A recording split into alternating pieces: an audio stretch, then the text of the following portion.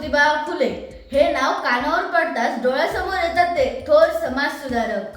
छत्रपती शिवाजी महाराजांची समाधी शोधून सर्वात पहिली शिवजयंती साजरा करणारे, शिवजयंतीचे जनक अगदी शिवशाहीर, समाजातील अन्याय, अज्ञान, अंधश्रद्धा, रूढी परंपरा या घटकांवर मात करण्यासाठी सर्वप्रथम स्वतःच्या पत्नीला म्हणजे सावित्रीबाई फुले यांना शिकवून स्त्री शिक्षणाची मुहूर्तमेढ रोवणारे सत्यशोधक समाजाचे संस्थापक, क्रांतीसूर्य महात्मा ज्योतिबा फुले अशा या महान महामानवाला मी वैष्णवी अशोक देवकर सर्वप्रथम विनम्र अभिवादन करते व अन्याय, अज्ञान, अंधश्रद्धा विरुद्ध महात्मा फुलेंचा लढा या विषयावर जे काही 2 शब्द सांगणार आहे ते तुम्ही शांत चित्ताने ऐकावे अशी माझी नम्र विनंती. 11 एप्रिल 1827 रोजी गोविंदराव फुले व चिमणाबाई फुले यांच्या पोटी एका सूर्याने जन्म घेतला. होय, तेच सूर्य, क्रांतीसूर्य महात्मा ज्योतिराव गोविंदराव फुले. पण महात्मा फुलेंनी अंधश्रद्धा, अन्याय, अज्ञानाविरुद्ध काय लढा दिला?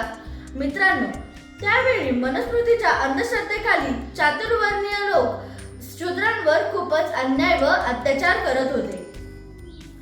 असेच एका वेळी महात्मा फुलेंना देखील त्यांच्या मित्राने त्यांच्या लग्नाचे आमंत्रण दिले. महात्मा फुले देखील मित्राच्या लग्नात मोठ्या उत्साहाने गेले, परंतु ते लग्न एका ब्राह्मणाचं होतं. तिथे महात्मा फुलेंना काही लोकांनी पाहिलं व त्यांचा अपमान करून तू शूद्र आहेस आणि तू आमच्या लग्नात येऊ शकत नाहीस असे म्हणून त्यांना तिथून हकलवून दिलं. फुले रागाने घरी गेले व त्यांनी विचार केला, हा अन्याय आज माझ्यावर झाला आहे. असा अन्याय रोजच माझ्या बहुजन समाजाला सहन करावा लागतोय. हे आता कुठेतरी थांबायलाच हवं. हे थांबलंच पाहिजे. आणि इथून सुरू झाली अन्यायाविरुद्धची लढाई. पण या देशामध्ये त्या काळी स्त्रियांना व बहुजन समाजाला शिकण्याची मुभा नव्हती. ते अज्ञान होते. स्त्रियांना तर चूल आणि मूल एवढीच मर्यादा होती. पण आता महात्मा फुलेंना या गोष्टीची खूपच चीड येत होती. म्हणून महात्मा फुलेंनी सर्वप्रथम शिक्षणावर भर दिला. त्यांनी विचार केला की जर स्त्रियाच शिकल्या नाही तर या देशाचं काय होईल? जिच्या हाती पाण्याची दोरी तीच जगाची उद्धारी. आणि म्हणून सर्वप्रथम सुरुवात स्वतःपासून केली. स्वतःच्या पत्नीला म्हणजे सावित्रीबाई फुले यांना सर्वप्रथम महात्मा फुले यांनी घरी शिकवले. सावित्रीबाई देखील धाडशी होत्या. त्या देखील शिकल्या व समाजातील अज्ञान दूर करण्यासाठी 1 जानेवारी 1847 रोजी पुण्यातील भिडेवाडा येथे मुलींची पहिली शाळा सुरू झाली व सावित्रीबाई फुले पहिल्या महिला शिक्षिका झाल्या. सुरुवातीला शाळेमध्ये 5च मुली येत होत्या. हळूहळू मुली वाढल्या आणि मुलींचे शिक्षण सुरू झाले. म्हणूनच मला म्हणावे वाटते, फुल्यांनी जर का शिकवले नसते सावित्रीबाईला, फुल्यांनी जर का शिकवले नसते सावित्रीबाईला, आज सुखाचे दिवस आलेच नसते कुठल्याच बाईला, आज सुखाचे दिवस आलेच नसते कुठल्याच बाईला. या 7 पडद्याच्या आत नारीची सुंदर जात, या 7 पडद्याच्या आत नारीची सुंदर जात, दासी होऊन या रायाची, दासी होऊन या रायाची, जशी वाघीण ही पिंजऱ्यात, दासी होऊन या रायाची, जशी वाघीण ही पिंजऱ्यात. स्त्रीमुक्तीने दिला तडाखा, स्त्रीमुक्तीने दिला तडाखा त्या पेशवाईला, स्त्रीमुक्तीने दिला तडाखा त्या पेशवाईला.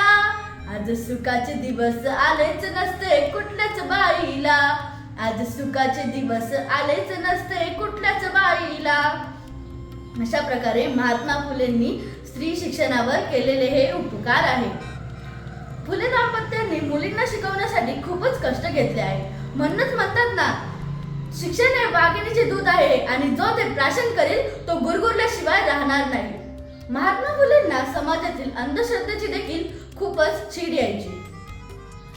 देवाच्या नावाखाली समाजाला लुटण्याचे काम या देशामध्ये चालू होते आणि महात्मा फुलेंना हे कदापि मान्य नव्हते. म्हणून 24 सप्टेंबर 1873 रोजी महात्मा फुलेंनी सत्यशोधक समाजाची स्थापना केली. सर्व साक्षी जगतपती त्यासी नकोची मध्यस्थी असे या समाजाचे ब्रीद वाक्य होते. या समाजाची काही तत्वेही होती. ईश्वर हा एकच आहे आणि तो निर्गुण निराकार आहे. आपण सर्व परमेश्वराची लेकरे आहोत.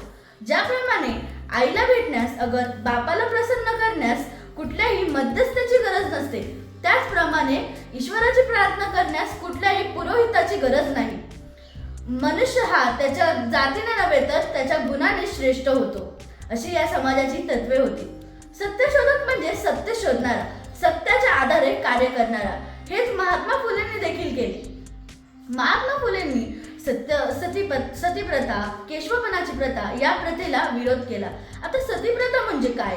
सतीप्रथा म्हणजे नवरा मेल्यानंतर त्याच्या पत्नीला त्याच्या चितेवर सती पाठवलं जायचं. या प्रथेला महात्मा फुलेंनी विरोध केला. केशवपनाची प्रथा म्हणजे काय? नवरा मेल्यानंतर त्याच्या पत्नीला तिचे संपूर्ण केश वपन करून म्हणजेच केस कापून पांढरी साडी नेसून तिला विद्रूप केलं जायचं आणि तिला एका खोलीत बंद केलं जायचं.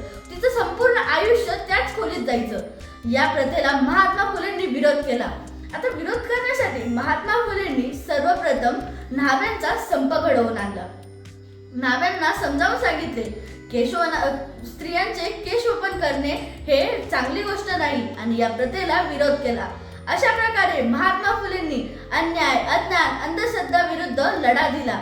एवढे बोलून मी माझे 2 शब्द संपवते. जय ज्योती, जय क्रांती. धन्यवाद. प्रेक्षक हो, तुम्हाला आमच्या स्पर्धकाचा व्हिडिओ नक्कीच आवडला असेल. आता या स्पर्धकाला जिंकवून देण्यासाठी तुम्ही सुद्धा मदत करू शकता. या स्पर्धकाचा व्हिडिओ लाईक करून, तसेच स्पर्धकाला प्रेरित करण्यासाठी त्या व्हिडिओवर कमेंट करून आणि हो, जास्तीत जास्त लोकांपर्यंत हा व्हिडिओ शेअर करून आणि हो, हा व्हिडिओ शेवटपर्यंत पाहिल्याबद्दल आपल्या सर्वांचे मनपूर्वक आभार.